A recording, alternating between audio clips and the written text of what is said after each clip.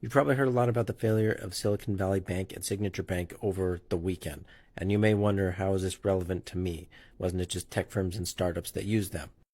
On the surface, you'd be right. Yes, it was larger corporations that had larger balances that were not covered by the FDIC $250,000 insurance limit.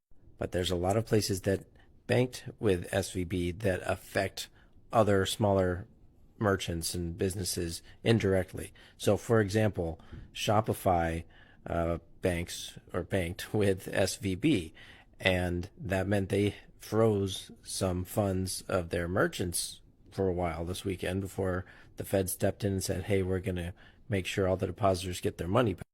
If the Fed didn't do that, all those merchants, all these small businesses, all these solopreneurs selling stuff, drop shipping, whatever, any money they had sitting in their Shopify account and hasn't paid out as balance, that would be frozen. They wouldn't have access to it.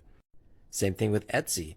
A lot of Etsy sellers use Etsy Payments that pays out weekly, and a lot of their disbursements were handled through Silicon Valley Bank. Those funds were frozen. Again, if the Fed didn't step in and say, hey, we're going to pay this, then those people might be screwed for making rent this month.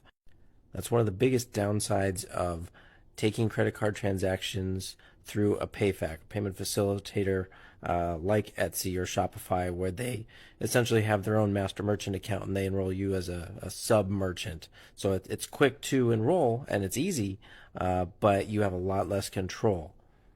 So as your business grows, once you get past 20, 30, 40,000 a month, you should start looking at getting your own merchant account, because then you can get much better per transaction rates.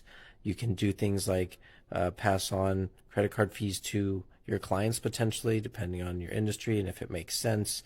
And you won't be subject to somebody else freezing your funds because you're under their master merchant account.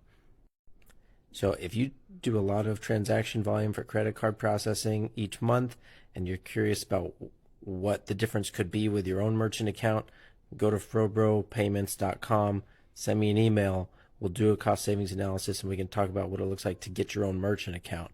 It's really not that difficult, and you can save a lot of money each year while giving yourself a lot more flexibility and control to avoid situations like this for when the Fed doesn't step in and save everybody.